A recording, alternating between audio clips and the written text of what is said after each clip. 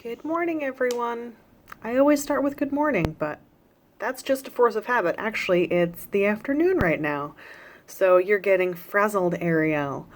I didn't get a chance to record this when I first got into the office, which is what I usually like to do because I feel like in the morning my brain is a lot more calm, cool, and collected, and I can make coherent thoughts.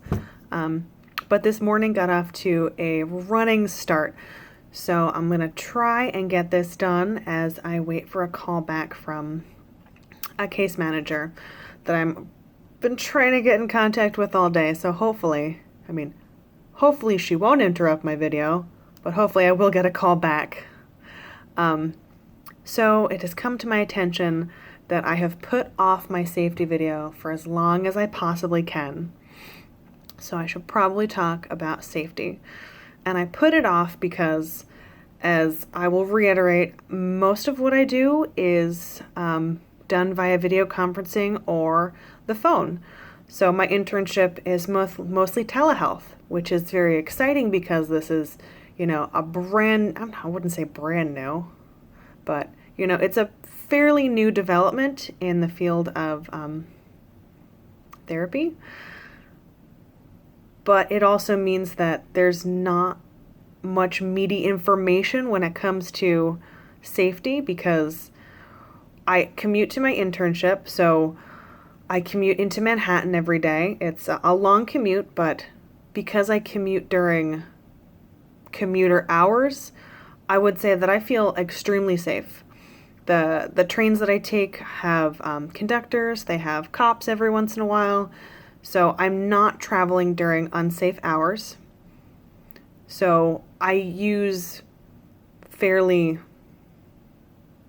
common sense for someone who grew up in this area, fairly common sense rules to stay safe. I don't carry things that I wouldn't mind being stolen. I carry a backpack. When I'm walking through crowded platforms, I keep the backpack in front of me. But really, this is not the interesting bit. I just use common sense. I don't have to park my car, so I don't have to worry about walking around Manhattan at strange hours of the night. And the building that I work in is actually the largest office building in Manhattan, so they have a very comprehensive security system. I have a badge that I swipe in and out of the building, and that same badge swipes me in and out of the office. I am very frequently here alone, but our office is in the basement right next to the security office on the floor, so I don't feel unsafe here either.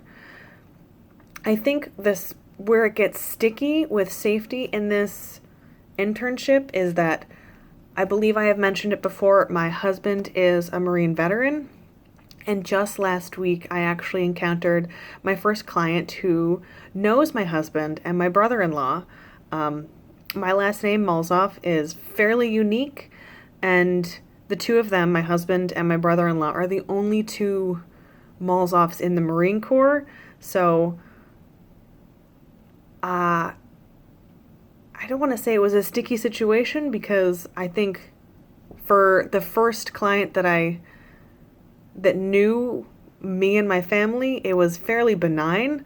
I feel like my brother-in-law is either one of those people that you either love or you hate, so it could have gone either way, and this was a fairly benign encounter, and I very calmly, said, this is a conflict of interest. I'm going to be transferring your case to someone else, and that was that. But I do need to become more careful about what information I share with clients. Though, to be fair, I say that, and this client, I didn't even share that my husband was a Marine. He just put two and two together and said, Molzoff, that's not a very common last name. Are you related to so-and-so?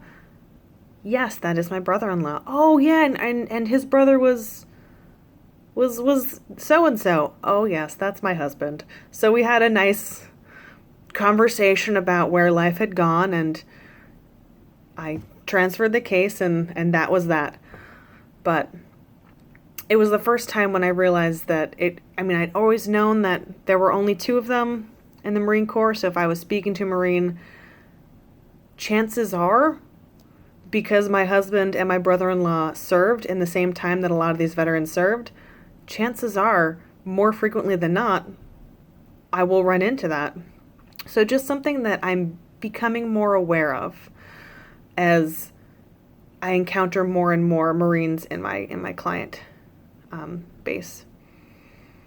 So that's the only exciting thing when it comes to safety at Hope for the Warriors. Other than that, it's a thankfully fairly benign experience. Have any of you ever experienced working with a client who knew your family?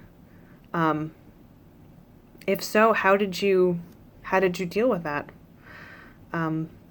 Looking forward to talking with you guys. Have a great day. Bye.